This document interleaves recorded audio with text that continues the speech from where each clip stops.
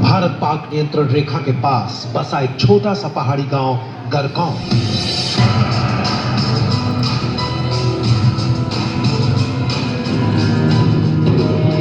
कोई 500-700 की आबादी होगी इस गांव की। सीमा रेखा के पास होने की वजह से इस गांव में फौजियों की आवाजाही रहती है, लिहाजा गांव के लोग फौज की चिंताओं से वाकिफ रहते हैं।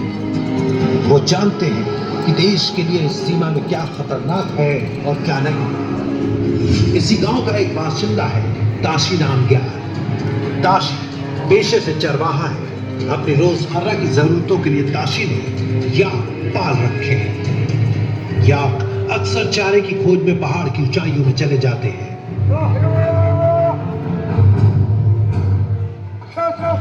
2 मई 1999 को ताशी हो गया, जिसको ढूंढते ढूंढते वो पहुंच गया पंजू टॉप। अपने याक को ढूंढने के लिए उसने बाइनाकुलर निकाला और सामने की पहाड़ी पर बर्फ में उसने जो कुछ देखा उसको देखकर वो दंग रह गया। भौचक्का ताशी पहाड़ से नीचे उतरता है। उसके पहाड़ से उतरने की गति बेहद ज्यादा और सावधानी भरी थी। इन्हीं बंकरों की हरकतों ने करगिल को अजीब सी सनसनी से भर दिया था, जिसकी हलचल ने दिल्ली की रायसीना हिल्स में भूचाल ला दिया। मतलब यही इंटेलिजेंस था और किसी को इतना मालूम नहीं था कि दुश्मन कहां पर किस किस चोटियों पे बैठा हुआ है।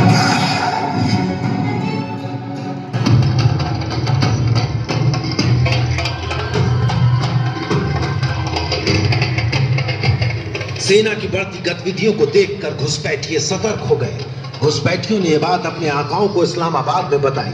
अपनी ओर बढ़ते खतरे से डरकर घुसपैठ को मजबूती देने के लिए पाकिस्तान की ओर से तोप के गोले करगिल के जिला मुख्यालय में बने सेना के आयुध भंडार में गिरे।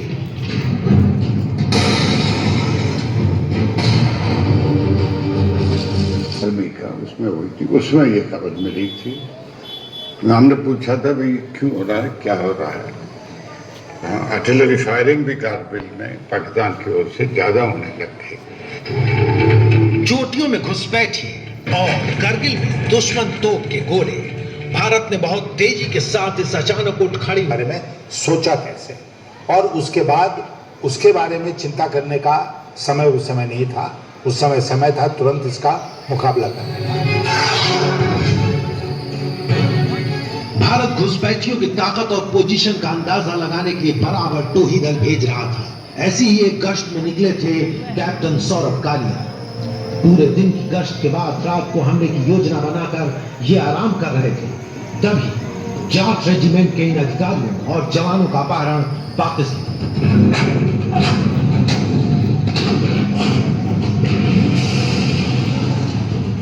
पाकिस्तान की ओर से गोले बेहद सही जगह और सही समय पर गिर रहे थे। हालात नाजुक देख भारत ने भी अहम जगहों पर बड़ी तोपें तैनात की।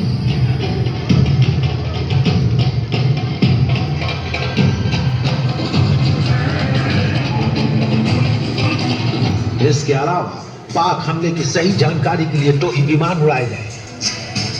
ज्यादा पेट्रोल पार्टी रवाना की गई। पता चला कि मशकों से बटाली के बीच पहले 120 किलोमीटर के दायरे में घुसपैठियों ने जगह अपने बंकर बना लिए।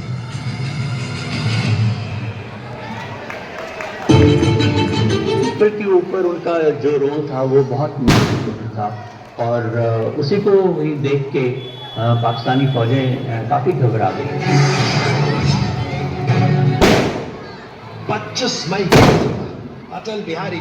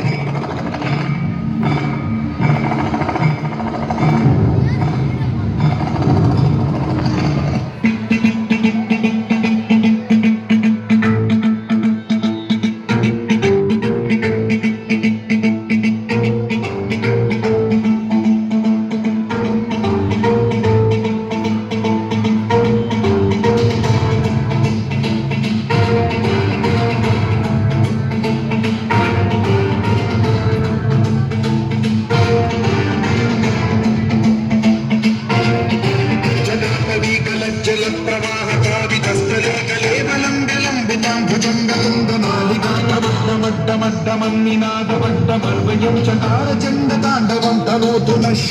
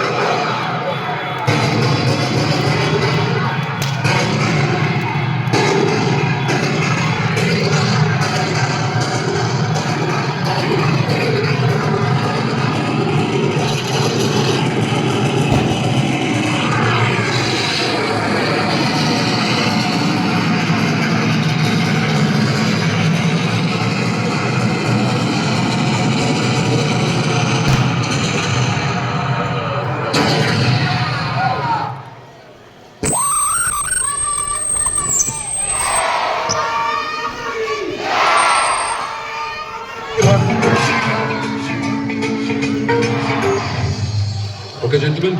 Sir.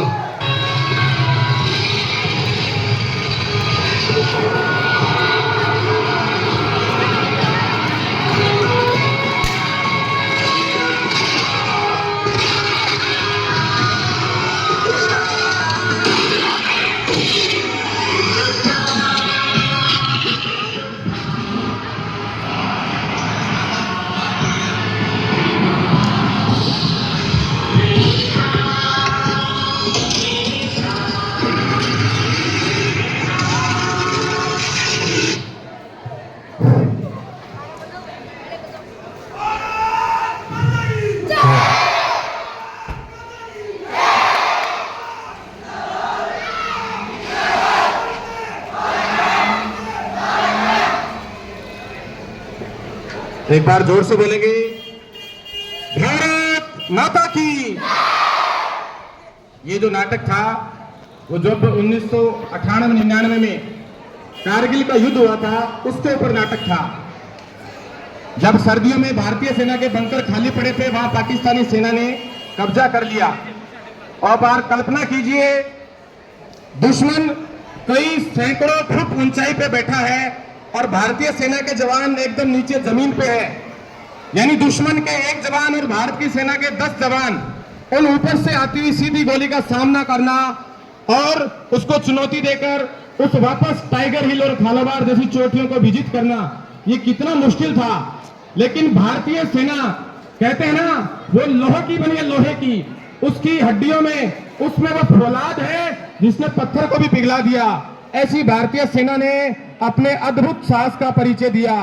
खूब जवान भारतीय सेना के शहीद हुए, लेकिन उस पाकिस्तानी सेना के उस अराष्ट्रीय लोगों के, आतंकवादियों के दांत खट्टे कर दिए और कारगिल पर, टाइगर हिल पर उन्होंने अपना तिरंगा झंडा लहराया।